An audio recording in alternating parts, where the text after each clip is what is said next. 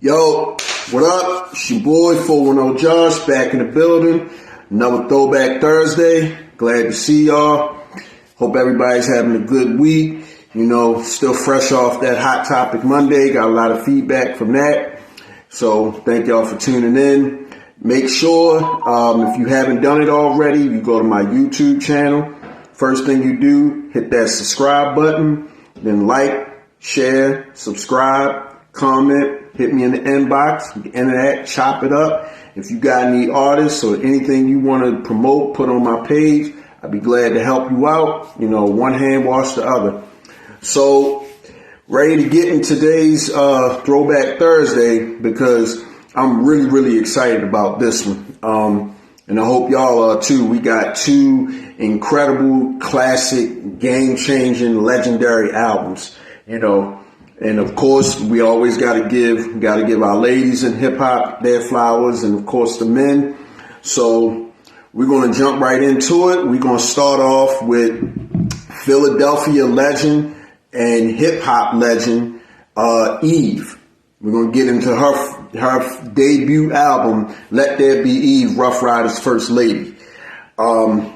So this album dropped back in 1999. September 14th, ironically, the birthday of the legendary great Nas. So she dropped this album. This album is about 24, 25 years old. Math might be a little bit off. But this album, 25 years old. It did a lot of great numbers. It went double platinum. First time I heard about Eve, I was actually in high school. And, you know, a lot of the girls just gravitated to her. You know, I mean, I'm seeing all the girls, you know, from the girliest of girls to the girls that's more tomboyish to some girls that's just straight up, you know, lesbian, you know, they just gravitated to her. And, you know, she put out one of her first single, Got a Man. And it just took everybody by storm. You know, the guys, you know, we followed, but Eve got the females on her side day one. So, you know, once she dropped that album, I was just hearing all the females in my high school singing that song and then singing the other single, What Y'all Niggas Want. And, you know, she had another single, the third single, Love is Blind. She just came out and nailed it.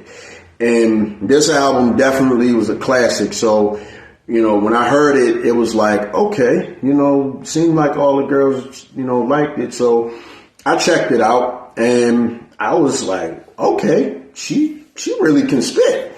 She really nice with it. But, you know, there's a lot of legendary tracks on here. Everything from, you know, like I said, the 3 hit singles, Got a Man, Love is Blind, What Y'all Niggas Want, Ain't Got No Dough with Missy Elliott, Philly with another legendary hip hop artist, Beanie Siegel. We got Dog Match with DMX, one of my all-time favorites. But I will have to say my absolute favorite song on this album was Heaven Only Knows, which featured Ruff Ryders' R&B group at the time, Parlay. Real personal track, really just kind of tells her life story, how she came, you know, from Philly, young girl. She was stripping at one point and then, you know, honed her craft into becoming, you know, that legendary hip hop artist she is. So, you know, gotta give that to Eve, man. I think Eve, and don't quote me, but I think Eve, along with Missy Elliott in the 90s, was one of the first, Eve, I would say Eve, Missy Elliott, and maybe Kim. Well, I'm not gonna say maybe, but Kim. But Eve was definitely part of that class of females that grabbed hold of the LGBT community as their fans. Now, I know back then that wasn't a thing to do, because it just wasn't widely accepted. But her as an artist, I mean, I've seen, that, people from that community really grab a hold. Like, that was like one of the first times, like how you had the Beehive, the Barbs, the Barties. Like, Eve had, her own hive back then. So, like, that was probably the first time I've seen, like, okay, she got a fan base that is going to ride and die, no pun intended, with her. So yeah, definitely got to get at the Eve, man. She's a legendary hip hop artist. Where she's at today, I know she's married to a billionaire. She's done some TV appearances. The last album that she had, she had was Lip Lock. She went independent. That was a pretty good album, but she hasn't been doing a lot, with music lately. She did have a TV show some years ago.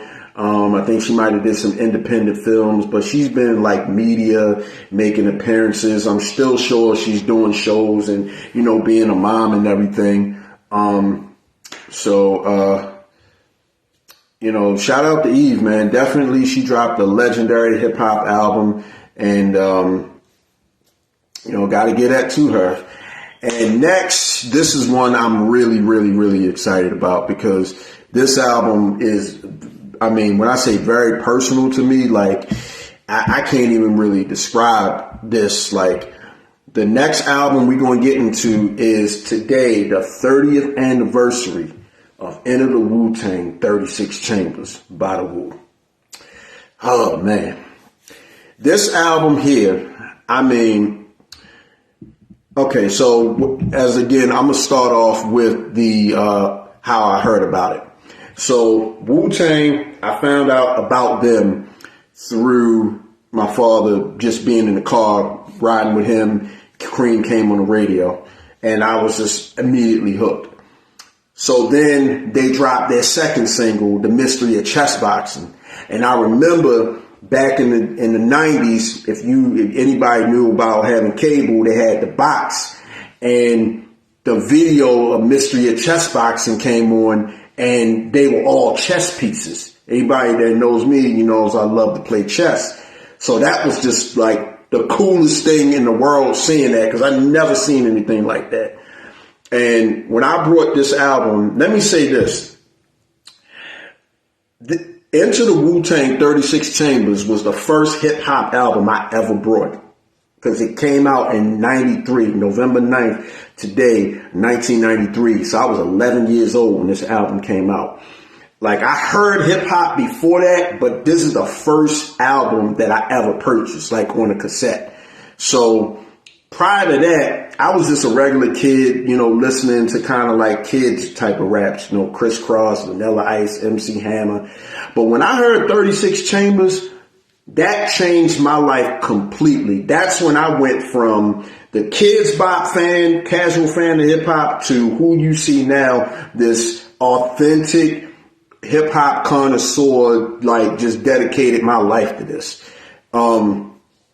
36 Chambers, like I say, it changed my life as a hip hop fan, because I knew, like, okay, this is really art. This is a real thing. Like, this isn't like for play.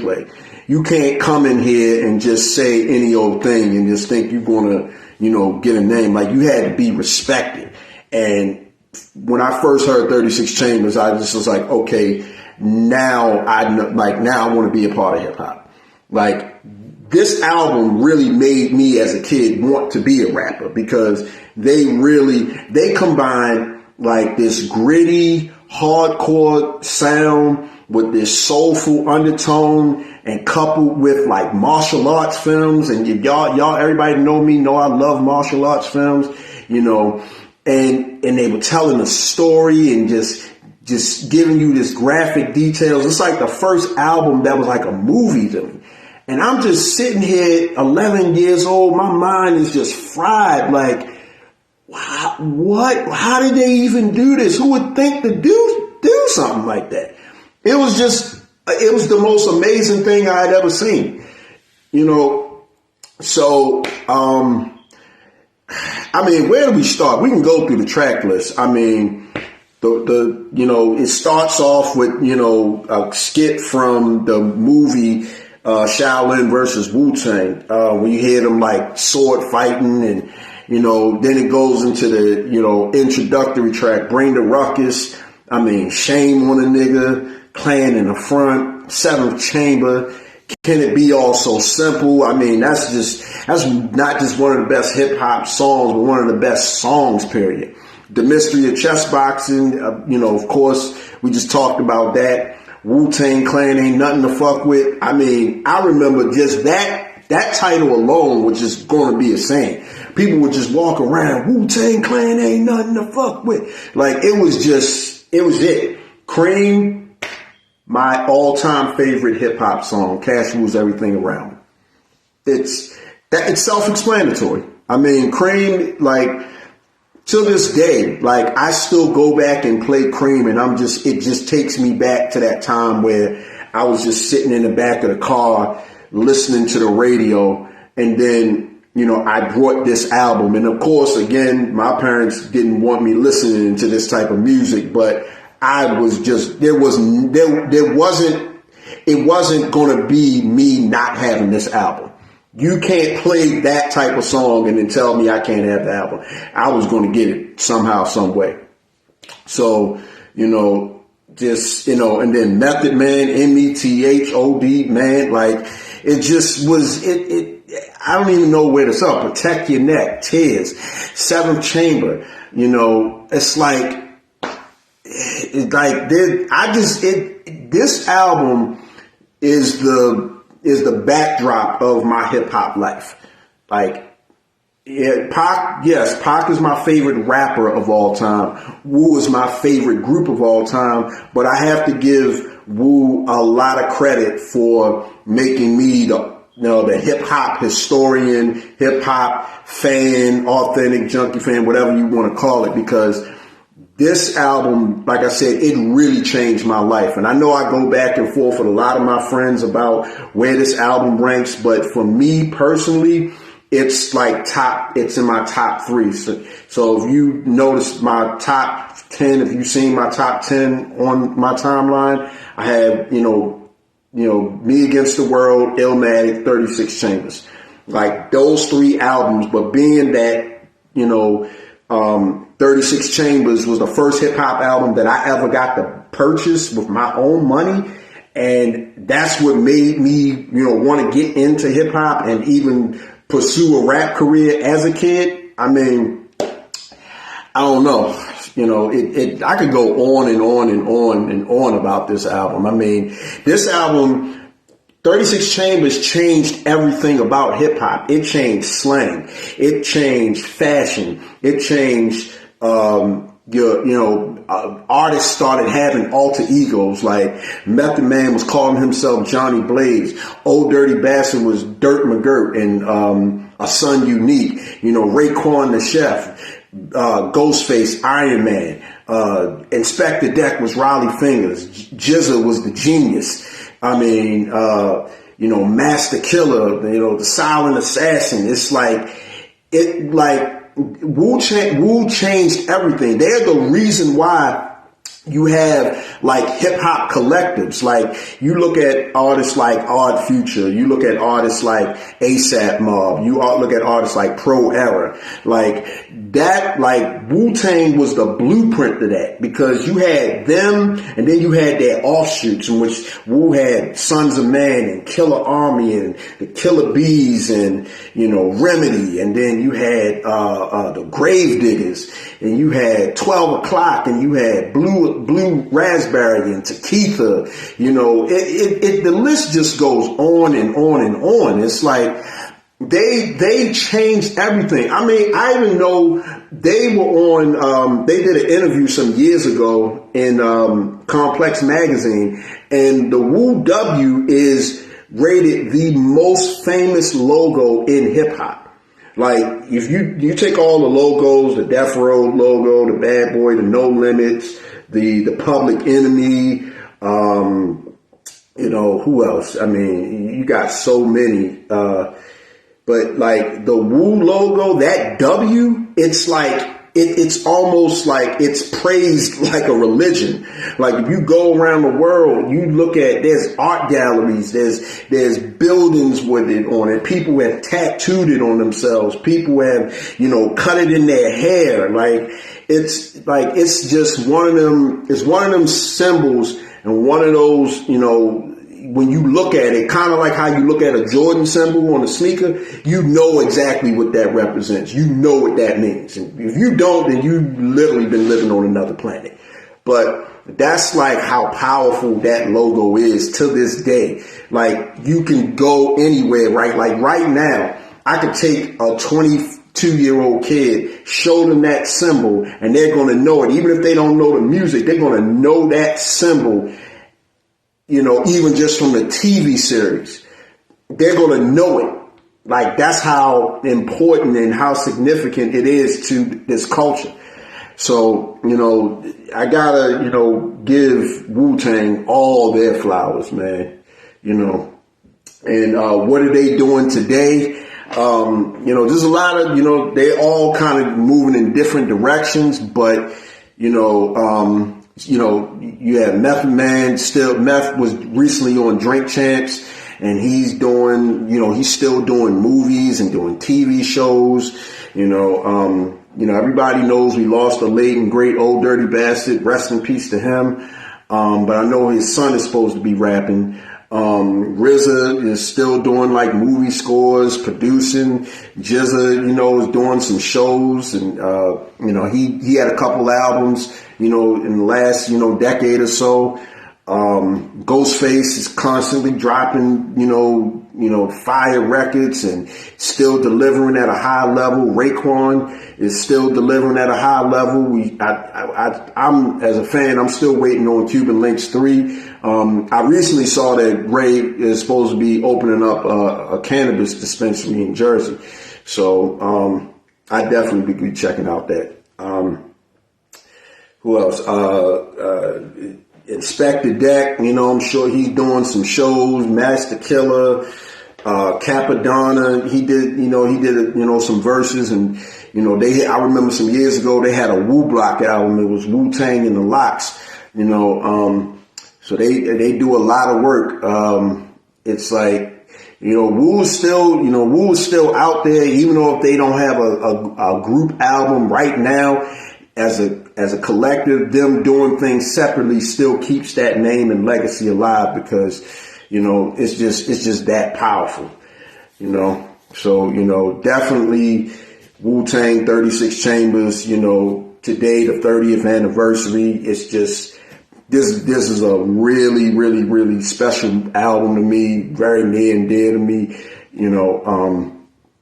so I gotta give it all the flowers.